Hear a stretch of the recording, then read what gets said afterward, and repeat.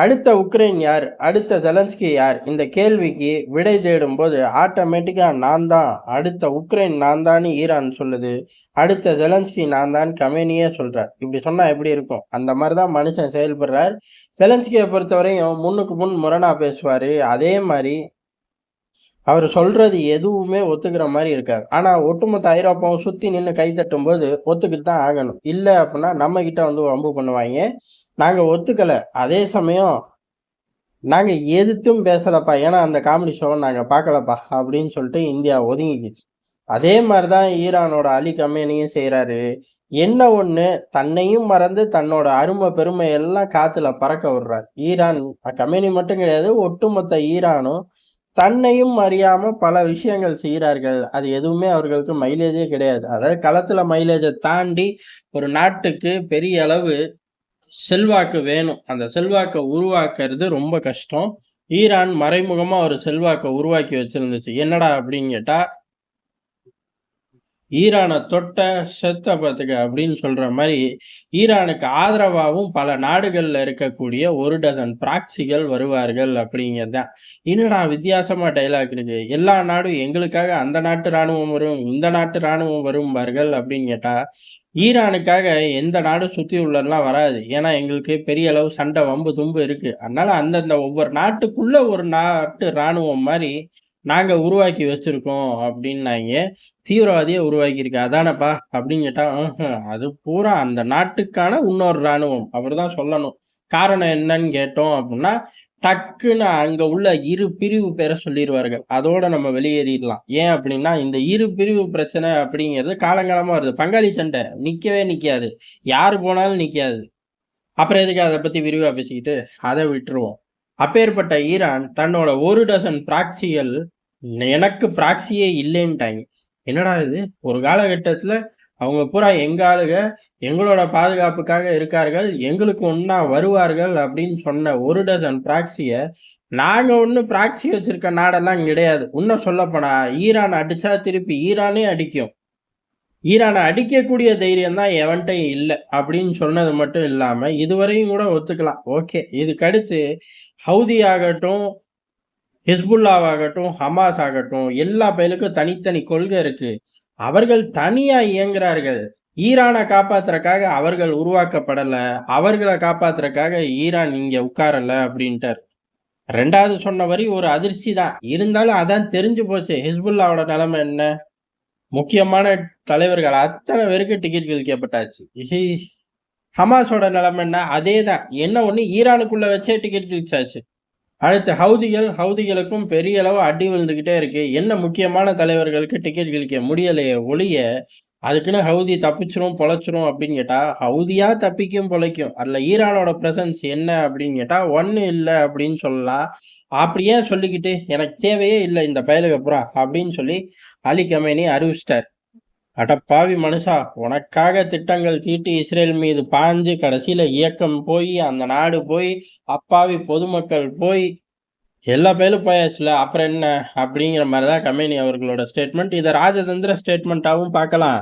கூடவே இருந்த பயலுகள கைவிட்டாருன்னு பார்க்கலாம். யார்ட்ட போய் கேட்கிறோமோ, அத பொறுத்து விளக்கங்கள் சொல்வார்கள். அத நம்ம பார்த்துக்கலாம். ஆனா, இதோட இந்த படம் நிக்கல. இப்படி அறிவிச்ச செகண்ட்ல இஸ்ரேல் இன்னொரு விஷயத்த அறிவிக்குது. அதாவது இஸ்மாயில் ஹனிய ஈரான்ல வச்சு போட்டு தள்ளுனது நாங்க தான்ப்பா அப்படின்னு கிளைம் பண்ணிக்கிட்டாய்ங்க. அடப்பாவிகளா! இப்பதானடா எல்லா பயலையும் பகைச்சுக்கிட்டேன். அதுக்குள்ள இப்படி வந்து சொன்னா, இப்ப அவன கூப்பிட்டு பாத்தியா, அவன் சொல்ட்டான் அடின்னா எப்படி அடிப்பான்? அப்படிங்கிற மாரி கம்பெனி மண்டைய சொரிஞ்சுகிட்டு இருந்திருப்பார். இப்படி மண்டைய சொரியும் போதே, அடுத்த ஒரு செய்திய ஈரான் விட்டுருச்சு. என்ன அப்புட்ன்னா, ஹவுதிகள் அமெரிக்க போர் விமானத்த தாக்கி அழிச்சிட்டார்கள். அவர்களோட வான் பாதுகாப்பு சாதனம் ஆக்டிவேட் ஆயி, அமெரிக்க விமானம் வெடிச்சு சிதறிருச்சு அப்படின்ட்டார்கள். என்னடா பொதுவா இந்த மாரி தகவல ஹவுதிகள் தான் வெளியிடுவார்கள். அமெரிக்க போர்க்கப்பல நோக்கி தாக்குதல் நடத்தினோம். வெற்றிகரமா ஆப்ஜெக்ட் போய் இடிச்சிருச்சு. அமெரிக்க போர்க்கப்பல் அப்படியே தள்ளாடுது. இந்த மாரி பல விஷயங்கள அவர்கள் தான் வெளியிடுவார்கள். எல்லாரும் அமைதி காப்பார்கள். அதாவது உண்மையிலேயே அங்க பிரச்சனை இருந்துச்சுன்னா, அமெரிக்கா அமைதியாயிரும். 2 நாள் கழிச்சு பெரிய அளவு ஒரு விமான தாக்குதல் பண்ணிட்டு, அதுக்கு பழி வாங்கணும் பாத்துக்க அப்படின்னு சொல்லும். ஈரான பொறுத்தவரை சைலன்ட்டா இருக்கும். ஆனா ஹவுதிகள் கிளைம் பண்ணுவார்கள். டைரக்ட்டாவே ஆமா இத நாங்க தான் செஞ்சோம்பார்கள். இந்த தாட்டி அப்படி பயப்பிள்ளைக வாய தொறக்கல. ஆனா அதுக்கு முன்னாடி ஈரான் சொல்லுது. ஈரானோட ஸ்டேட்மெண்ட்டுக்கு அடுத்து அமெரிக்கா சொல்லுது. "ஏலே எங்க விமானத்த நாங்களே தாக்கிட்டோம்டா. மிஸ்ஃபயர் ஆயிப்போச்சு. ஹவுதிகள் ஒண்ணும் தாக்கல" அப்படின்னு சொல்லி அமெரிக்கா அறிவிச்சிருச்சு. இப்ப எது உண்மை? எங்க போய் கேட்கறது? எங்கேயும் கேட்க முடியாது. எப்படியோ தப்பி தவறி இண்டிவிஜுவலா எவனாச்சும் வந்து போட்டு உடைச்சா தான் உண்டே ஒழிய, ஏஜென்சிகள் கசிய விடுறக்கு வாய்ப்புகள் இந்த விவகாரத்துல 0. வெளியில இருந்து வர செய்திகள ஃபில்டர் பண்ணி எடுத்து போறதுக்கு பதிலா, இப்படி வேக வேகமா ஈரான் அப்டேட் குடுக்குற ஒரு திசைய மட்டும் நோக்கி போனோம்னாலே தெரிஞ்சு போயிரும். ஹவுதிகள கைவிட்டாச்சு, இறுதி கட்டமா வச்சு மைலேஜ் எடுக்க பார்ப்போங்கிற மாரி தான். அங்க ஏதோ ஒரு சம்பவம் நடந்துச்சு, டக்குனு கிளைம போட்டுருவோம் அப்படின்னு போட்டார்கள். இப்ப வரையும் ஹவுதி கிளைம் பண்ணவே இல்ல. சரி அவர்களே சுட்டிருந்தா அதுக்கு பதிலடி இன்னொரு B2 ரக குண்டுவீச்சு விமானம் அங்க ஒரு ரவுண்ட் அடிக்க போகுது. எங்க? ஏமன சுத்தி. ஆனா, ஈரான் ஏன் ஸ்டேட்மெண்ட் விடுது? அந்த பயலுகளுக்கு எங்களுக்கு சம்மந்தம் இல்லை அப்படிலாம் சொல்லியாச்சு. அப்படி இருந்தும் ஏன் ஸ்டேட்மெண்ட் விடுது? ஒரு குழப்பமான மனநிலையில கமேனி சுத்த ஆரம்பிச்சிட்டாரு அப்படின்னா, அன்னை ஜெலன்ஸ்கியா மாறிட்டார் அப்படிங்கிறது தான். அவரோட உறுதி குறையுது அப்படின்னாலே, ஆட்டோமேட்டிக்கா அடுத்த உக்ரைனா, ஈரான மாத்த துடிச்சுக்கிட்டு இருக்க அமெரிக்காவுக்கு, இன்னமும் வேகமான வழி கிடைக்கும் அப்படிங்கிறது தான் உண்மை. அதுக்கு ஆமா, ஆமா, ஆமா அப்படிங்கிற மாரி கமேனியோட ஒவ்வொரு ஸ்டேட்மெண்ட்டும் இருக்கு. ஆனா என்ன, இனிமே ஈரானோட ராணுவம் தான் எதிர்த்து நிக்கணும். சுத்தி இருந்து ஒரு ராக்கெட்ட வீச மாட்டாங்க. ஏன்னா, அங்க ஒருத்தனும் இல்ல வீசுறக்கே. ஏமன்ல இருந்து ஹவுதிகள் எதுவும் சேட்டைய காட்டுனா தான் உண்டு. உள்ளுக்குள்ள ஈரானோட நிலப்பரப்பு அப்படிங்கிறது அவர்களுக்கு ஒரு சாதக பாதகத்த குடுக்கும். அதுல எந்த மாற்று கருத்தும் இல்ல. அப்படி உண்மையிலேயே பாதகத்த குடுக்கும் அப்டின்னா, அமெரிக்க ராணுவம் இறங்காது. இதுவும் ஒரு விஷயம் இருக்கு. ஆனா, இந்த மாரி சின்ன சின்ன குடைச்சல்கள் குடுத்து குடுத்து, அ சுத்தி உள்ள ஆட்கள பூரா கட் பண்ணியாச்சு. இனி இந்த குட்டி குட்டி குடைச்சல்கள எங்க குடுப்பார்கள்? ஈரானுக்குள்ள தான் குடுப்பார்கள். அத ஈரான் சமாளிக்கணும். உள்நாட்டுக்குள்ள ஒரு குடைச்சல் உருவாகுது. அத சமாளிக்கணும் அப்டின்னா, பொருளாதார பலம் அசுர வேகத்துல இருக்கணும். அப்ப மட்டும் தான் தப்பிக்க முடியும். ஈரானோட பொருளாதார பலம் அப்படிங்கிறது தள்ளாடுது. உள்ளுக்குள்ள ஏகப்பட்ட பிரச்சனை இருக்கு. இந்த ஏகப்பட்ட பிரச்சனையில ஒண்ணுமே பிரயோஜனம் இல்லாத பிரச்சனைகள ட்ரிகர் பண்ணி, நல்லா இருக்கக்கூடிய நாடையே தெருவுக்கு கொண்டு வர ஆள் நம்ம அண்ணன் அமெரிக்கா. ஈரானுக்குள்ள தான் 1 டசன் பிரச்சனை இருக்கே. ஈஸியா ட்ரிகர் பண்ணிருவார்கள்.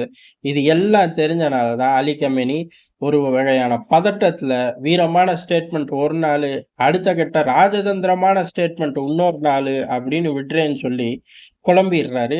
அவரு குழம்புறது மட்டும் இல்லாம சுத்தி உள்ள இயக்கங்கள கொலப்படைய பச்சா பரவால்ல. வெறுப்படைய வச்சுடுறாரு மனுஷன். சரி அந்த வெறுப்ப சமாளிக்க இங்கிட்டு இருந்து அதிகாரிகள் போவார்கள், அரசியல்வாதிகள் போவார்கள். அப்படி அவர்கள் போய் இறங்கும்போது, உச்சகட்ட ஹீட்ட ஜெனரேட் பண்ணி விட்டுர்றாரு. இந்த மாரி விமானத்த சுட்டு வீழ்த்திட்டார்கள் அப்படின்னு கிளைம் பண்ணது இல்லாம. ஐயா இருங்க இங்க பேசிக்கிட்டு இருக்கேன். அந்த பயலுகள சமாதானப்படுத்திக்கிட்டு இருக்கேன் அப்படின்னு சொன்ன உடனே, திருப்பி ஒரு ஆதரவான ஸ்டேட்மெண்ட். அதாவது இஸ்ரேல் அடிச்சு ஹவுதிகள் பலவீனமாயிட்டார்கள்னு கனவு கண்டா, அந்த கனவ முழிச்சு பார்க்கும்போது இங்க விமானம் பத்தி எரியும். ரியாலிட்டி உங்க கண்ல தெரியும் அப்படின்னு அடுத்த ஸ்டேட்மெண்ட். அப்பா சாமி போதும் அப்படின்னு போன பயலுக விமானம் ஏறி வந்துகிட்டு இருப்பாய்ங்க. பெரிய அளவு ஈரான் ஒரு பதட்டமா இருக்கு. அடுத்த உக்ரைனா மாற அதிக வாய்ப்பு இருக்கு.